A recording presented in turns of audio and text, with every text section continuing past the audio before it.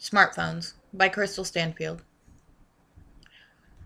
When the first cell phone was put on the market in 1973, very few thought it would become as popular as it did, especially with a $3,500 price tag. However, as the design of the cell phone became sleeker and more sophisticated, their popularity increased dramatically. In fact, technology has become so advanced that cell phones are now like miniature computers and are used by many for just about every purpose imaginable. The newer cell phones are being referred to as smartphones. The use of smartphones has become a common aspect of everyday life. Although smartphones have provided many advantages to society, there are many disadvantages that people do not take into consideration. Social interaction, attention spans, and general well being have all been negatively affected by the advancement of cell phone technology and will continue to get worse if people do not begin limiting their cell phone usage. Today, I would like to show you the negative impact smartphones can have on day-to-day life and that they can be prevented simply by shutting off your phone when attending classes or meetings, spending time with friends and family, and even while driving. One of the biggest changes that occurred recently is the way people interact with each other. Although Facebook started online with computers, it rapidly became popular with young adults on their smartphones. Now, people spend a lot of time on their phones checking their texts, voicemails, emails, and Facebook status. Even while sitting with their friends and family, people are on their smartphones talking to others. I have heard many parents jokingly say that if they want to tell their kids something when they're in the same room together, they have to send them a text just to be heard. This is not a funny situation. Sadly, the parents who say it are more serious than they like to let on. Smartphones have also changed the way people get to know each other. People used to talk to each other and ask questions just to get to know each other better. If there was something bad in a person's life, they had a chance to explain the situation. Not anymore. Now, all a person has to do is Google someone on their phones, and they can make instant decisions about a person's character based on shorthand versions of a situation. All of this has had a negative effect on quality family time and friendships. Another problem that can be associated with cell phones and smartphones is people's attention spans. When talking to someone in person, it is annoying and rude when that person whips out their phone and starts talking with somebody else. They couldn't possibly be paying full attention to what is being said, yet people do it to each other all the time.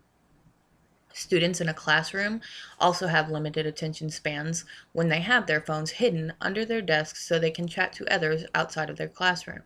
Not only does this distract the student from their education, it can also distract others who are trying to pay attention, especially when a cell phone accidentally rings during a review, quiz, or exam. The problem exists outside of classrooms as well. With a constant need to remain in contact with others, people have taken to talking on the phone and texting while driving. According to an article in the Shreveport Times, people only see 50% of what is around them when they're talking or texting on the phone and driving, even with the hands-free devices.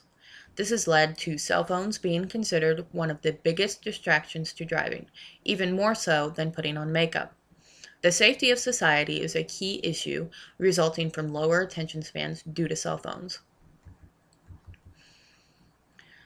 Not only does cell phone use affect social interactions and attention spans, it also has a large effect on a person's general well being.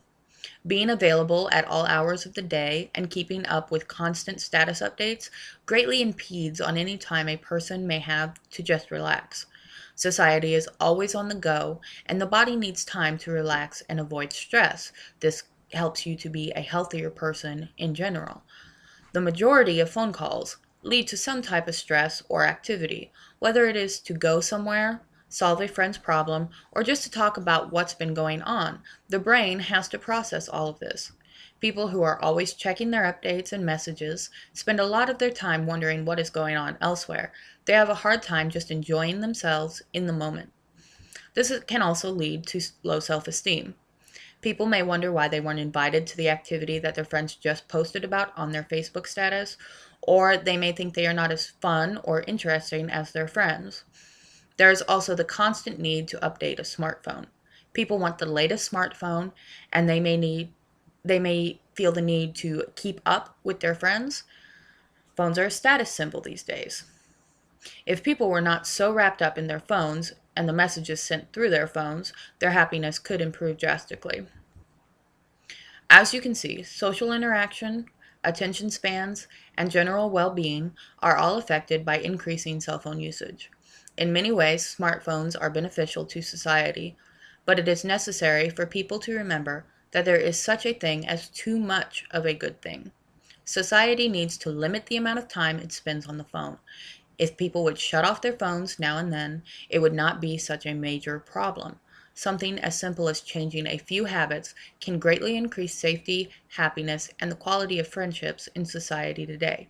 So remember what I have said as you get in the car to drive to work, attend a meeting, or visit with friends or family, and shut off your cell phone.